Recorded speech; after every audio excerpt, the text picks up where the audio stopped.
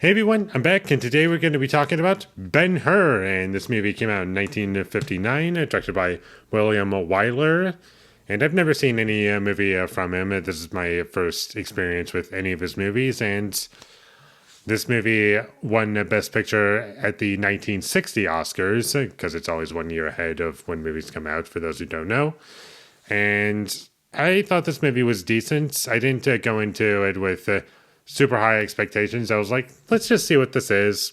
I'm curious as to what it's like, and I do have somewhat of a curiosity to check out every single Best Picture winner that has ever been at the Oscars, and this was just one of them. And I thought it was a decent one. I'm not upset that I saw this movie. And this movie is over 3 hours long. It's 3.5 hours long, basically. And I personally do not feel as though that runtime was justified. And I get it. Back in the 50s, that's probably what an audience would have wanted. Just to go to the movies and just watch something long and to just, I don't know, escape from everything that was going on in their life and just dedicate 3.5 hours to entertainment. That's probably what someone would have wanted back in the day. And it was kind of interesting watching it from that perspective, but also interesting that how much of this movie does hold up for me. And there are things that I do really like, and there's a couple parts about it that I really love, and I'll get into those things later. And I thought the movie looked nice. I really loved the white shots in the movie. I thought that they looked really great and were beautiful to look at. I also like the scale of the movie, as in everything feels big, like the armies, the cities or villages or whatever, the amount of characters that are in this movie. Everything feels big, like it's a very grand, big movie, and it feels it, as it should. And I did like following the main character, Judah Ben-Hur. He was an interesting character to follow along with, and his conversations with I guess the villain of the movie, Masala, if I pronounce that correctly. I'm always terrible with names.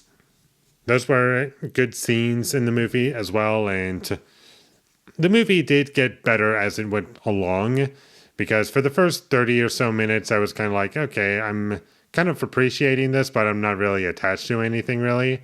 And as the movie goes along, it does have a hook for me.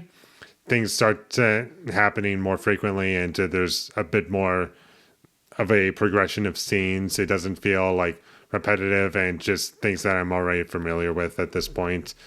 And so that's why, as the movie goes along, it gets a bit better.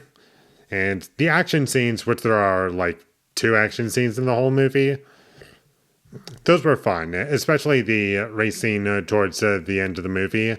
That was the best scene in the movie for me, and I also loved that there was no music in that scene. I thought that was super cool, and it was very effective, and it really got me into that scene in particular, and just added overall to the intensity of that scene. And if that was not in the movie, I would not be feeling very positively about it.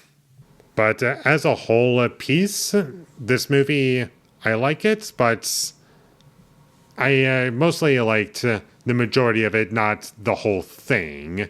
And there was a couple things that were tiny things that are kind of nitpicky that I just felt didn't need to be in the movie. Like the star had a circle around it and it was just moving all around the screen, and I was like, that kind of looks goofy, and I was laughing at the movie when that happened. And there are so many subplots and characters and storylines in this movie that I just felt didn't need to be in the movie at all. The movie, just out of nowhere, just turns into the Passion of the Christ, with literally Jesus being in the movie, and that whole stuff didn't need to be in the movie at all. I don't understand why they had to do that. It was just dragging the movie down, and it just didn't need to be there. And honestly, there were some characters that I would have rather have seen killed off, and just, I don't understand the choice to just keep those characters around to add to the runtime.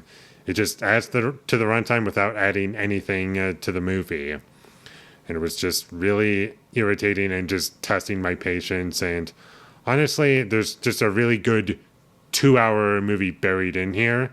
Maybe 2.5 hours. Definitely not 3 hours. For sure not 3.5 hours.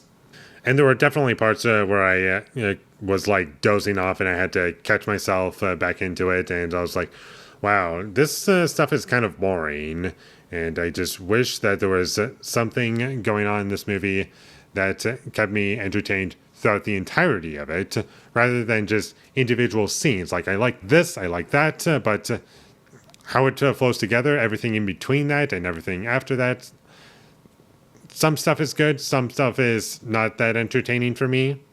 And the music I wasn't huge on. Not that it was bad, it just didn't really add much to my experience. But I will say this much, it did feel as though it was used appropriately throughout the film. I'll give the movie that much credit. And honestly, this movie, it kind of felt like it had no idea where to end after a certain point, because it just kept going and going and going and going and going. And it was like Lord of the Rings, The Return of the King, but without having a clear idea as to where to end. And it's just wrapping up all these different storylines in that movie. But in this movie, it's wrapping up all these different plot points that don't need to be in the movie at all from the start. And speaking of scenes that didn't need to be there, I kind of also have the opposite criticism with this movie. Some of the editing choices felt a bit abrupt, and honestly, there were a couple parts of the movie where I felt like, did I skip a scene?